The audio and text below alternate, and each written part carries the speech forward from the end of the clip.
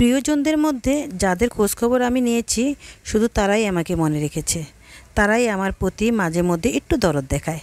তাদের সাথে টুকটাক কথাবার্তা হয়, তবে বেশি না, একদমই অল্প। তবে এর মাঝে কিছু প্রিয়জন আছে, তারা হঠাৎ করে এসে বলবে, কি ব্যাপার, আমাদেরকে তো ভুলেই গিয়েছো, আমাদের কথা কি একবারও মনে পড়ে না, বড়লোক হয়ে গিয়েছো বুঝি, এই কারণে আমাদের কোনো খোঁজখবর নাও না। আবার মাঝে মাঝে বলে, তোমরা কোত্থেকে এসেছো, তোমাদেরকে তো চিনতেই পারছি না, তোমাদের কি ঘরবাড়ি ডুবে গেছে? আর যখন রিটার্ন আমি বলি যে আমরা তো আসতে পারি না, আপনারা যাচ্ছেন না কেন, আপনারা তো যেতে পারেন, তখন বলে, আরে বলিও না, আমাদের কত কাজ আছে, এত কাজ পেলে কি আর যেতে পারি, আর তোমরা যত দূরে থাকো অত দূরে যেতে হলে তো অনেক টাকার প্রয়োজন, এত টাকা কোত্থেকে পাবো বলো? তাদের ভাষ্য মতে এটাই বোঝায় যে আমরা আসতে কোনো টাকাও লাগে না আর আমাদের ওখানে কোনো কাজও নেই।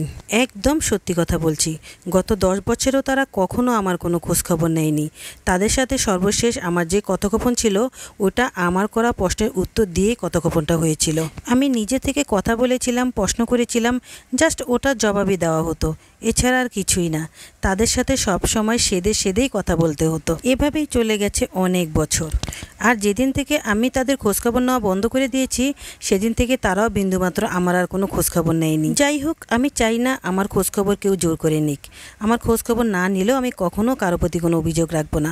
আমার উপরওয়ালা তো আছেন, উনি আমার খোঁজখবর নিলেই যথেষ্ট, এর বেশি আমার আর প্রয়োজন নেই। তবে একটা কথা সত্যি, এক পক্ষে টানা মায়া মহব্বত ভালোবাসা দিয়ে কখনো আত্মীয়তার সম্পর্ক বা বন্ধুত্ব সম্পর্ক কোনোটাই টিকিয়ে রাখা যায় না। আসলে টাকা পয়সা ধন দৌলত দিয়ে কখনো ভালোবাসা পাওয়া যায় না, ভালোবাসার বিনিময়ে ভালোবাসাই পাওয়া যায়।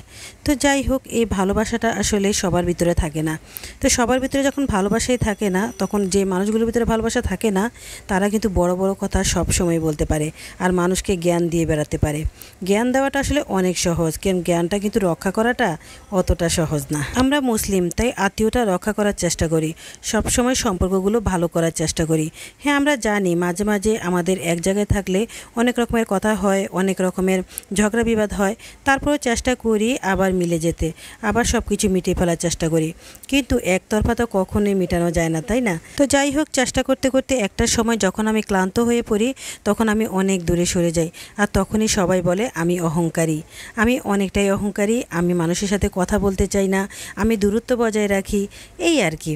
তো যাই হোক, এই কথাগুলো শুনতে শুনতে আমি একদমই পাক্কা হয়ে গেছি।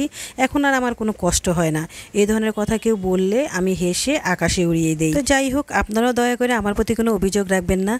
আর কথা বলতে বলতে এখন আমি একদম মাংসটা রান্না করে ফেলেছি। এগুলো আসলে জুড়া মাংস ছিল, অনেকগুলো জুড়া মাংস ছিল, তো এগুলোকে আমি এখন একদম ভুনা ভুনা করে নেব।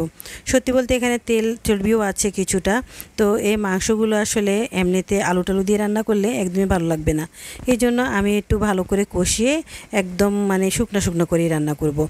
আর এদিকে আমি খিচুড়িটাও রান্না করে নিয়েছি। তো আজকে এই মাংস আর খিচুড়ি আজকে আমাদের খাবার। তো অনেক মজার একটা রান্না, তাই না? খিচুড়ি দিয়ে এরকম মাংস দিয়ে খেতে না আমার খুবই ভালো লাগে। তো এই যে ভুনা ভুনা হয়ে গেছে, দেখেন কত সুন্দর হয়েছে, একদম তেল উঠে এসেছে। আমার কাছে এমনভাবে ভুনা করলে অনেক ভালো লাগে মাংস খেতে। তো আমার বাচ্চারা কিন্তু অনেক পছন্দ করে এই ধরনের মাংসটা, তো আমিও পছন্দ করি। আসলে ছোটোবেলা থেকে হোঁচট খেয়ে খেয়ে বড় হয়েছি, আর হোঁচট খেতে খেতে এতটাই পাক্কা হয়ে গেছি, কেউ যদি এখন আমার দিকে তাকায় তাহলে আমি বুঝতে পারি সে আমার দিকে কোন দৃষ্টিতে তাকিয়েছে। তো এখন দুপুরবেলা তো সবাইকে খাবার বেড়ে দিচ্ছি। আজকের খিচুড়িটা কিন্তু অনেক ঝরঝরা হয়েছে, আর আমার ঝরঝরা খিচুড়ি খেতে অনেক ভালো লাগে, আমার বাচ্চাদেরও অনেক পছন্দ। বিশেষ করে যখন মাংস দিয়ে কোনো খিচুড়ি দিয়ে খাই তখন ঝরঝরা হলে কিন্তু খুবই ভালো লাগে।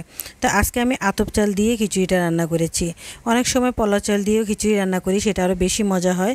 আজকে অবশ্য বাসায় পোলাও চাল ছিল না, তাই আজকে আতপ চাল দিয়ে খিচুড়ি রান্না করেছি। আমার আজকের এই ভিডিওটা যারা ধৈর্য ধরে আমার পাশে থেকে পুরো ভিডিওটা দেখেছেন তাদেরকে অসংখ্য ধন্যবাদ। আর এখন একটা লাইক আর একটা কমেন্ট করে দিন, আর যদি বেশি ভালো লাগে তাহলে একটা ফলো দিয়ে দিবেন। আজকের রান্নাটা কেমন হয়েছে অবশ্যই কমেন্ট করে কিন্তু জানাবেন। আমি সব সময় আপনাদের কমেন্টের অপেক্ষায় থাকি, কখন উত্তর দেব, কখন একটা কমেন্ট আসবে আর কখন উত্তর দেব। অবশ্যই আমাকে নিরাশ করবেন না। ভালো থাকবেন সবাই, আজ এ পর্যন্তই, আল্লাহ হাফেজ।